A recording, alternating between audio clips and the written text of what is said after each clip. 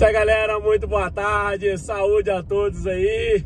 Quem não for inscrito no canal, dá aquela moral e se inscreva, é de graça e ajuda o canal a crescer. Vou falar hoje do Vasco, que junto com o Fluminense são os grandes adversários e rivais do Flamengo em âmbito estadual. Já que Botafogo, América e Bangu, apesar de ser da mesma cidade do Rio de Janeiro, são adversários tradicionais, por ser da mesma cidade, ser do mesmo estado, disputar o mesmo campeonato regional, que não seja o campeonato estadual do Rio. Mas adversário do Flamengo de verdade é o Fluminense e o Vasco. Mas eu vou falar do Vasco, que vem passando uma coisa que eu não estou entendendo o que está acontecendo.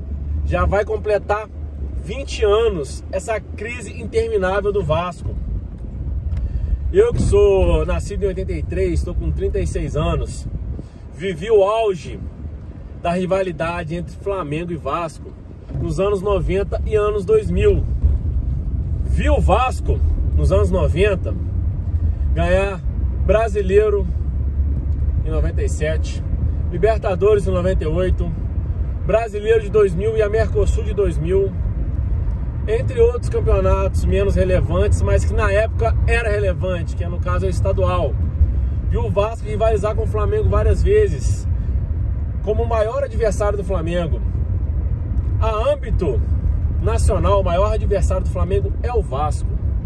Porém, dos últimos 20 anos, de 2000 para cá, o Vasco só ganhou um título, que foi a Copa do Brasil de 2011. E teve 3 rebaixamentos e vários anos lutando para não cair. Não que o Flamengo não tenha lutado para cair, mas o Flamengo, bem ou mal, dentro desses anos também, o Flamengo teve sempre ganhando alguma coisa importante. Uma Copa do Brasil aqui, outra ali, um brasileiro aqui, outro ali.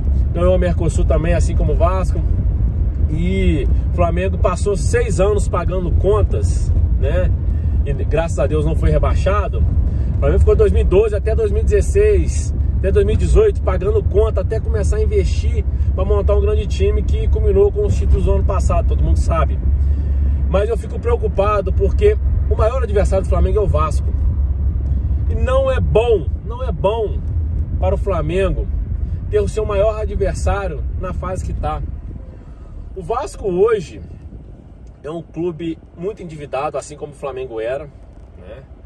O Vasco no campeonato estadual, que ele jogou hoje contra o Cabo Friense no São Januário, perdeu de 1-0.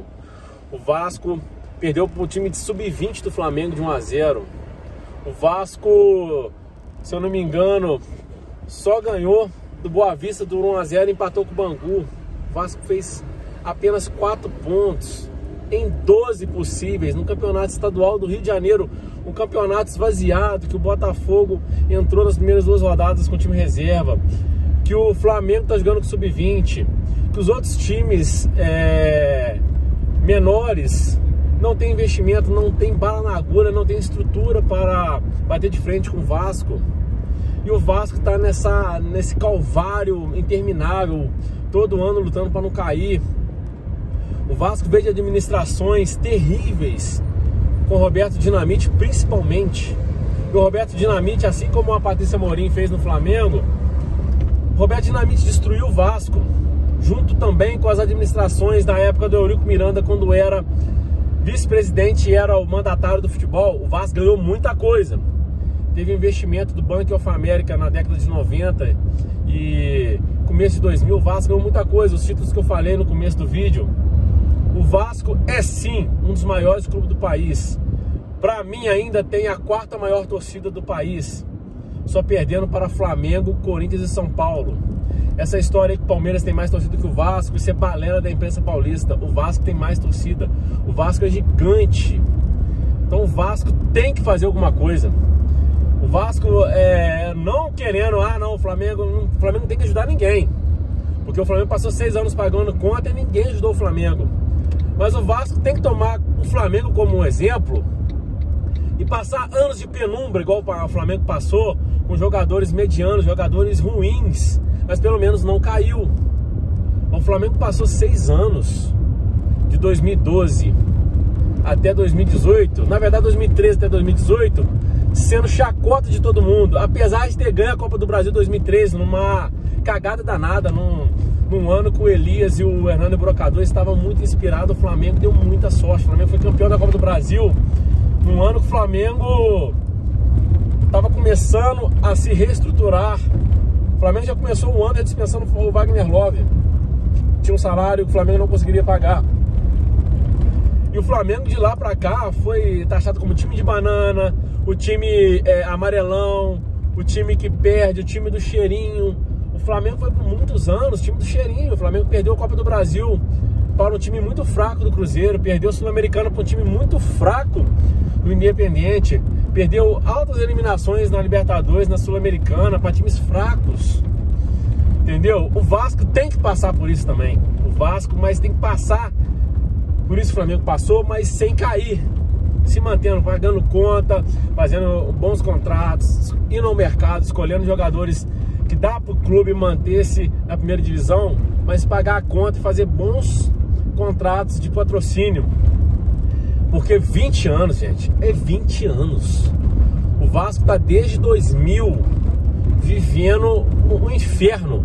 Fora a Copa do Brasil 2011 que o Vasco venceu, é só inferno, é 3 rebaixamentos e campanhas ridículas.